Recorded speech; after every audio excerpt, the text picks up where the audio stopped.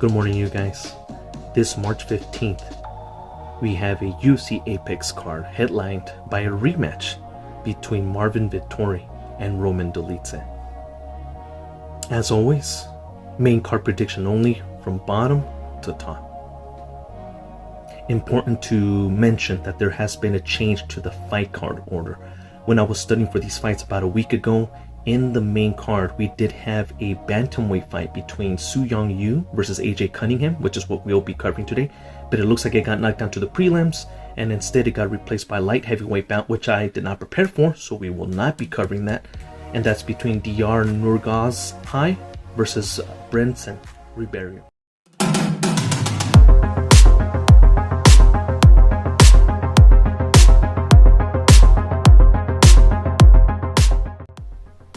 Starting us off in the main card, we do have a featherweight bout, and we have Seung-Woo Choi versus Kevin Vallejos.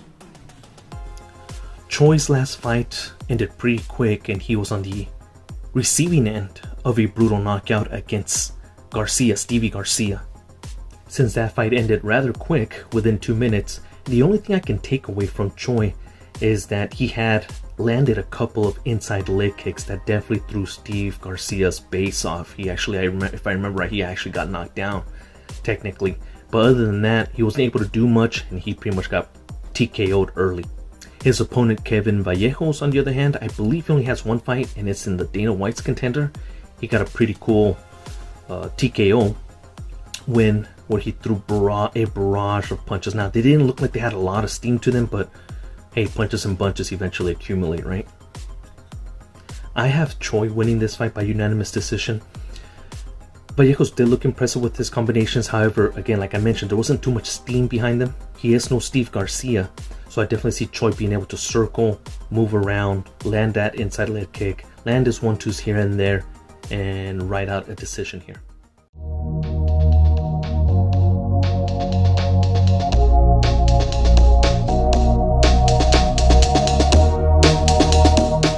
Second fight that I had before the change of the fight card was a bantamweight bout between Su-Young versus AJ Cunningham. Starting off with Su-Young, I'm not impressed by this guy at all. Pretty much just a cardio machine, very, very good with his scrambles, very quick with his takedown and scrambles. That's the only thing I have for him going in this fight. Now, AJ Cunningham has only had one fight. I believe he fought against Klein, if I'm correct, and he got TKO'd in the first round. Also, if I'm correct yet again, I think it was a last-minute replacement, and there wasn't much I can take out of AJ Cunningham. With more time to prepare, I'm really hoping to see more out of AJ Cunningham because, like I mentioned, I'm interested in his story. For those that don't know, he had like a Michael Jackson father, someone that just pressured him and got him to take steroids and was very brutal and hard on him. Even as a form of punishment, I believe he would force him to sleep outside if he didn't do things correctly. Definitely an interesting background. I want to see this guy succeed. And like I mentioned, he has more time now to prepare properly. However, Su-Young, again, with his takedowns and his ability to scramble and go, I think it's going to carry him into a unanimous decision win here.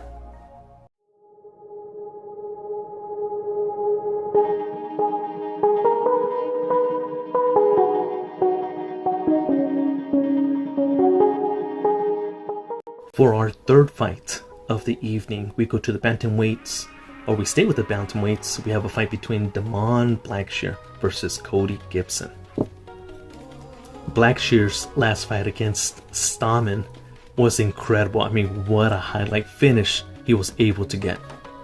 I like the fact that he was about his timing and his distance. He was very good at keeping Cody Stamen at his distance, and eventually, man, what a flying knee that led to a barrage of punches in a submission win over a veteran, a decent veteran.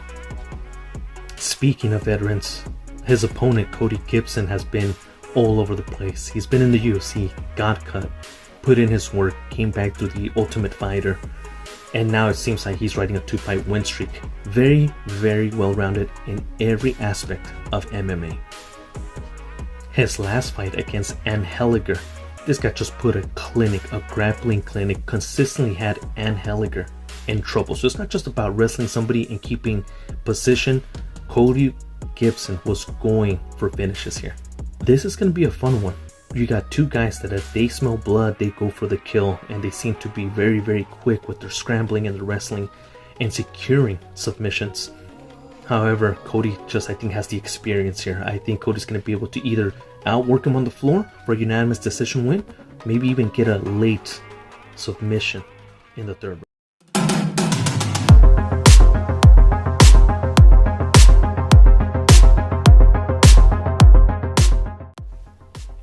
Fourth fight of the main card, we have a lightweight bout between Alexander Hernandez versus Kurt Holobaugh.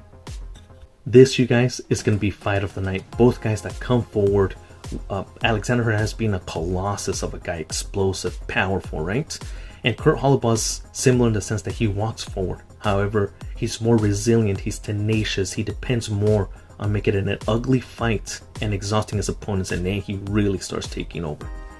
As for Alex Hernandez, he only has one win out of his last 6 fights, and that one win comes against an older, aging Jim Miller.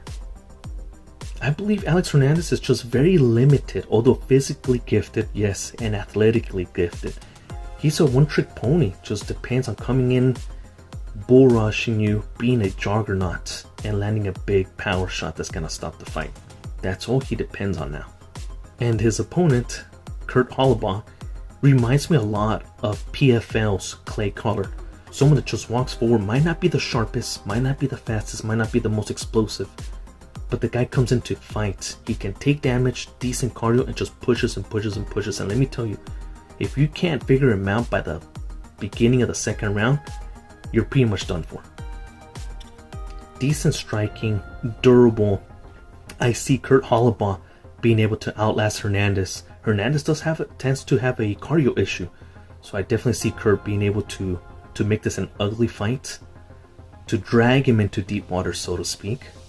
I see Kurt Holobaugh winning by decision here.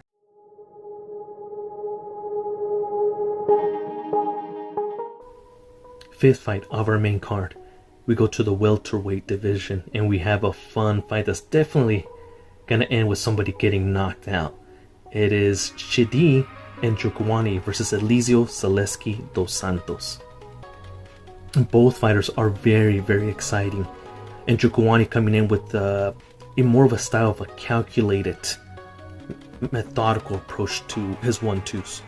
The few fighters that I see use the clinch very effective and hurts his opponents. His opponent, Elizeu Zaleski, man, this guy's polar opposite. More of a capoeira style, but this guy comes, brings it, and makes it fun. Zaleski is just kind of a wild man. I like his style, throws a lot of power punches, a lot of 1-2s that are very heavy, incredible kicks, and this guy just consistently stalks forward. So this is definitely gonna make an interesting and really fun fight. I see how both men can win here. Zaleski can put in a lot of work on the kicks of Njokuani, and if Njokuani doesn't check him, it's gonna be a terrible night for him.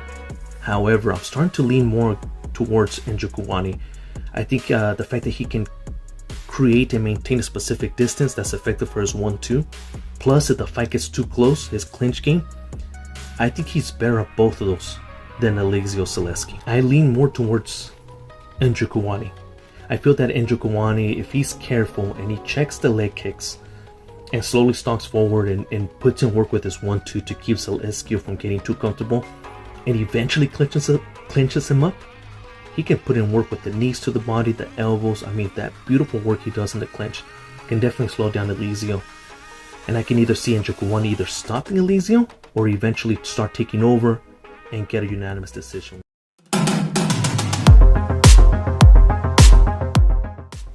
And finally, to our main event, a middleweight bout, a rematch between number 8 ranked Marvin Vettori and number 12th ranked Roman Dolidze. Marvin is definitely a strange case here. I feel many people have forgotten about him because he's been pretty much MIA for about 1.5 years now. At one point between 2020 through 2023, Marvin Vettori was just a warrior, consistently fighting, consistently in these wars, these 5-round wars, and I feel like he burnt out. That's why he's been gone for a while. on the other hand, Roman Dolidze, he is that Marvin Vettori right now, putting in work, looking a little sharper with each and every fight he has. It's actually funny to think of both of these fighting again because they have very similar styles. Limited striking, and they depend a lot in pushing the pace to secure a takedown. Once they do get takedowns, I feel that Marvin Vettori is more of a guy that depends more and puts more emphasis on securing position and slowly but surely trying to get a submission over you, versus Dolidze, who's still a little more sharper, I believe, on the stand-up due to his activity as of recently. And when it goes to the floor, I feel he scrambles a little more. He definitely goes to pound you out, and if you give him the submission, it's definitely going to be interesting in what shape or if there's any ring rust when we see Marvin Vettori again. I feel like he burned himself out. He's been out for a while, he might feel a little refreshed, but who knows? And they're bringing him up against a rematch. Yes, of course, it's a rematch, but I feel Roman has been the opposite of him, putting in the work, being consistently active, and like I mentioned, he does look better and better every single fight he has. Roman Dolidze is definitely going to win this one. Being a 5-round fight because it's the main event, I feel like he's going to be able to grind and push the pace more than Marvin Vettori. I feel Marvin Vettori just has too much wear and tear. He was a warrior back in the 2020-2023 era, but too much wear and tear, too much miles on the engine, so to speak. I just feel Roman Dolidze and him have a very similar style, but Roman's going to be able to push the pace way more. And when it comes down to a stand-up, he's going to be able to outstrike Marvin, so I just don't see any road here for Marvin to secure a victory. Roman Dolidze by unanimous decision.